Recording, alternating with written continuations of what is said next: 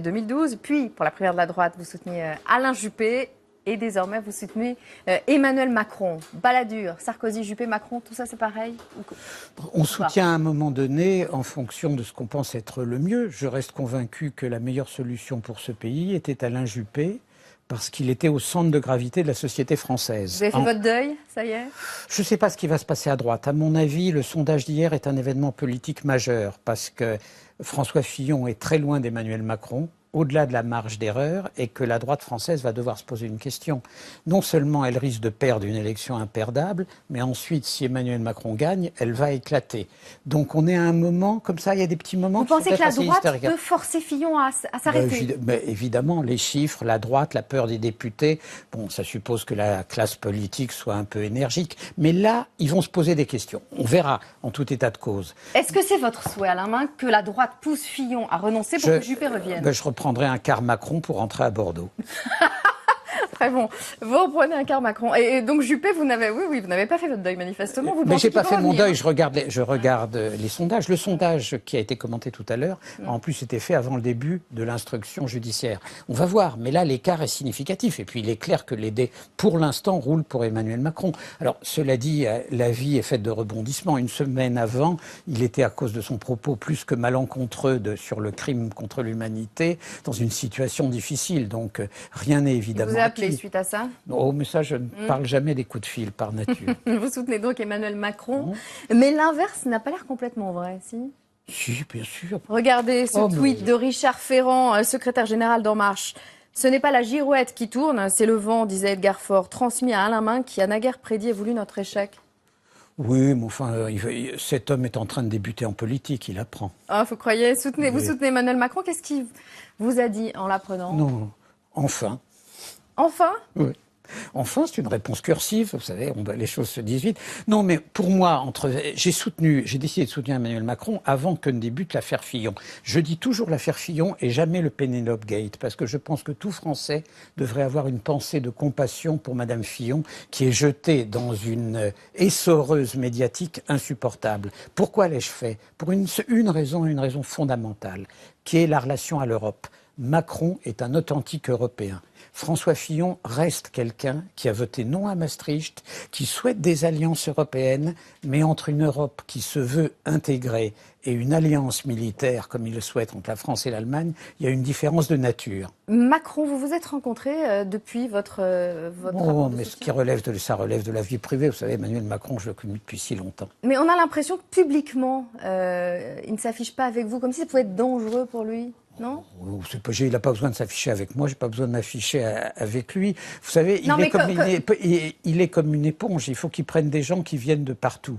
Mais quand on est soutenu par Alain Minc, c'est compliqué ensuite de prétendre être un candidat anti-système. Mais il est au cœur du système, il n'est pas je veux dire, évidemment que c'est un enfant du système. D'ailleurs, qu'est-ce que ça veut dire le système? Mais c'est un enfant du système. Mais vous croyez que Madame Le Pen, héritière d'argent, héritière d'un nom, héritière d'un parti, n'est pas enfant d'un système politique? Ce qui est extraordinaire, c'est d'avoir le débat sur Emmanuel Macron et pas sur Madame Le Pen. Dans les candidats à l'élection présidentielle, y a-t-il d'autres héritiers? Macron n'est pas un héritier, elle est une héritière. Mais comme par hasard, dès qu'il s'agit du Front National, la question de l'héritage ne se pose pas, la question des procédures judiciaires ne se pose pas, la question des sources d'argent ne se pose pas. C'est quand même extraordinaire à quel point, de ce point de vue, je ne veux pas, comme le président Trump, mettre en cause les médias. Non, parce que les affaires qui entourent Marine Le Pen, on en parle. Oui, mais beaucoup moins que celles concernant François Fillon. Pourquoi? Parce que dans la mesure où les médias savent que elle est une espèce de poil téfal, rien n'accroche, à la limite on se bat même plus. Mais c'est quand même d'une nature différente. Est-ce que c'est son côté banquier d'affaires de chez Rothschild qui vous plaît aussi chez Emmanuel Macron? Parce que lui c'est plutôt le côté qu'il veut faire oublier. C'est pas du tout, vous savez, je l'ai connu avant qu'il soit banquier d'affaires chez Rothschild. Macron, il est européen, il est rapide, il est vif, et s'il est élu, ça donnera de la France une image un tout petit peu différente de celle qu'on voit habituellement. Moins vieillotte, quoi, c'est ce que vous voulez dire? C'est-à-dire, ça sera à l'image du fait que Paris, et je ne sais pas si vous le savez, désormais la capitale des start-up en Europe, c'est-à-dire que la France ne va pas si mal. Et c'est un hommage partiel qu'il faut rendre à François Hollande. François Hollande rend la France, ne la rend pas en bon état, mais il la rend dans un état bien moins mauvais qu'on ne le dit. Alain Minc qui dit du bien de François Hollande, c'est à noter. Il faut être raisonnable. Vous soutenez Emmanuel Macron comme François Bayrou. Ça fait quoi d'être dans le même camp que le pourfendeur de la finance? Mais moi, j'ai toujours eu de l'estime pour François Bayrou. Je pense que c'est quelqu'un qui a une vraie authenticité. Et je pense qu'il a fait là un acte qui est un acte de sacrifice quand il a employé le mot. Parce que Bayrou, il est programmé pour les élections présidentielles comme un réveil est programmé pour donner l'heure. Et il a eu le courage de ne pas se présenter parce qu'il a compris que le vrai sujet, c'est quand même de battre, et si possible, à plat de couture, Madame Le Pen. Les Républicains, en tout cas, n'ont pas l'air mécontents que vous souteniez Emmanuel Macron. Regardez, encore un tweet. Pierre Lelouch, chouette, Minc soutient Macron. Le baiser de l'araignée, Minc s'est toujours trompé sur tout. Mais le problème le pauvre Lelouch, lui, il veut choisir pour faire carrière. Moi, je soutiens ce que je pense juste. Je ne cherche pas à faire carrière. Ma carrière, elle n'est pas dans la politique. Mais pour poursuivre, ne vous inquiétez pas. Si Lelouch a besoin de l'investiture En Marche pour sauver son siège après une élection de Macron, il ira la demander. Ne vous inquiétez pas. Balladur en 95, Sarkozy en 2012, Juppé en 2017. Mais j'ai voté, vous soutenez souvent les perdants. Est-ce que Macron, ça ne doit pas l'inquiéter un peu? Non, mais vous savez, j'ai beaucoup voté pour François Mitterrand, d'ailleurs, quand il a gagné. J'ai voté pour Nicolas Sarkozy. Je trouve que c'est un raisonnement absurde. Bon. On soutient ceux qu'on estime bons à un moment donné. Et c'est pas un pronostic. Vous avez dit, je souhaite l'élection d'Alain Juppé avec une intensité que je n'ai ressentie pour aucun autre candidat que j'ai soutenu. Emmanuel Macron. Il y a de l'intensité aussi ou pas? Oui, face à François Fillon, oui. Ouais. Mais évidemment, si c'était face à Alain Juppé, il n'y en aurait eu aucune. Pourquoi Emmanuel Macron et pas François Fillon? Ça paraît très plus logique. Mais je vous ai dit pourquoi c'est l'Europe, hein? C'est uniquement l'Europe. Et sur le programme économique, vous préférez celui d'Emmanuel Macron aussi?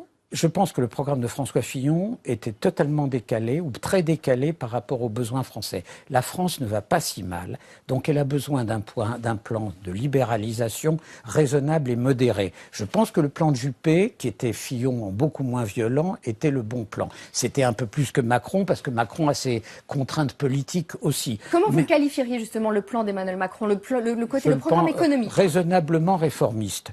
Il y a 2 ou 3 sujets sur lesquels je pense qu'il devrait aller plus loin. Je pense en particulier sur les retraites, qu'il devrait aller plus loin, mais on va voir le détail. C'est-à-dire, je pense qu'il faut décaler l'âge de la retraite. Mais on va voir ce qu'il va dire. Mais il a aussi, c'est un point d'équilibre entre les contraintes que nous avons économiques et les contraintes politiques que lui-même a par son propre positionnement. De ce point de vue, la position de Juppé était beaucoup plus claire. C'était un candidat de la droite modérée qui tendait la main au centre et à une partie de la gauche.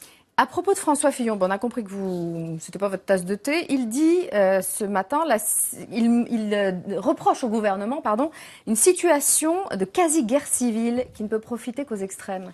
De la part de quelqu'un qui est aussi pondéré et qui a le sens des mots, parce que Fillon a 2 grandes qualités, c'est un signe d'affolement. Uniquement ça? À mon avis, totalement. Enfin, attendez, pour qui sait comment se passent les campagnes électorales? Pour qui a suivi la campagne américaine? Comment on peut penser que la France est en état de quasi-guerre civile? Ces mots n'ont aucun sens. Donc quand un homme intelligent emploie des mots excessifs, ça veut toujours dire quelque chose. Donc je pense qu'il y a une forme d'affolement.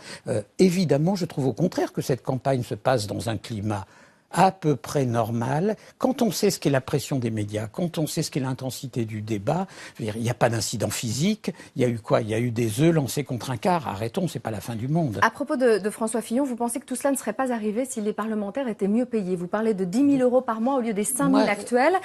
Vous qui êtes contre l'assistanat, contre le gaspillage de l'argent public, vous êtes pour qu'on paye 10 000 € des gens pour les dissuader de tricher? Non, je vais vous dire pourquoi.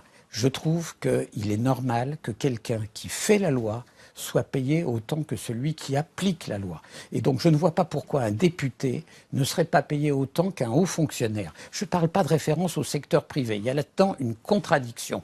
Il faut bien voir qu'un député... Alors je sais que c'est inaudible. Oui, en fait, ce qu'on se dit, se dit qu'on pourrait proposer la même chose aux gens qu'on accuse de tricher sur les allocations familiales et qui touchent 500 €. J'ai pas justifié la tricherie. Je pense qu'il faut tenir compte de la situation. Vous trouvez normal qu'un maire d'une grande ville qui exerce exercent un travail quasiment à plein temps et une indemnité entre 3 et 4 000 euros. Alors je sais que c'est inaudible de dire ça, mais c'est néanmoins la réalité. Je pense que le métier politique est un métier respectable, incroyablement difficile, plus difficile que celui que vous... Mais il y a des métiers bien plus difficiles, infirmières, enseignants, mais ça c'est de la démagogie. Ah bon, c'est de la parfaite démagogie. Si en effet tout le monde devait être payé comme une infirmière, qui est malheureusement mal payée, ça s'appelle l'Union soviétique. C'est-à-dire que quand on cherche à avoir un niveau d'égalité irrationnel, à ce moment-là, on conduit au débordement. Donc vous ne pouvez pas comparer la rémunération. Moi, d'un député à une infirmière, vous pouvez la comparer à celle d'un haut fonctionnaire. Un mot de votre livre, Alain Minc. Vous publiez « Mirabeau criait si fort que Versailles eut peur » chez Grasset. En fait, vous vous demandez pourquoi le réformisme suscite une telle allergie dans notre pays. À l'époque, c'était quand même d'autres enjeux que maintenant. Oui. Je veux dire, on ne met pas fin à une monarchie millénaire comme on met fin à un quinquennat présidentiel. Certes. Là, on jouait dans la cour des grands. Donc, évidemment, le problème, c'est celui de la modération. Mirabeau, c'était un révolutionnaire modéré. Est-ce que s'il avait vécu, il aurait arrêté la révolution ? Je ne crois pas, mais c'était sa tentative. Vous ne pensez pas que la France serait devenue une monarchie constitutionnelle type Royaume-Uni ? C'est ce qu'il voulait, c'est en effet ce qu'il avait voulu. Mais pour ça, il faut changer de dynastie et il n'en avait pas une de rechange sous la main. Tous les matins, je pose une question récurrente, la question off, mais devant les caméras.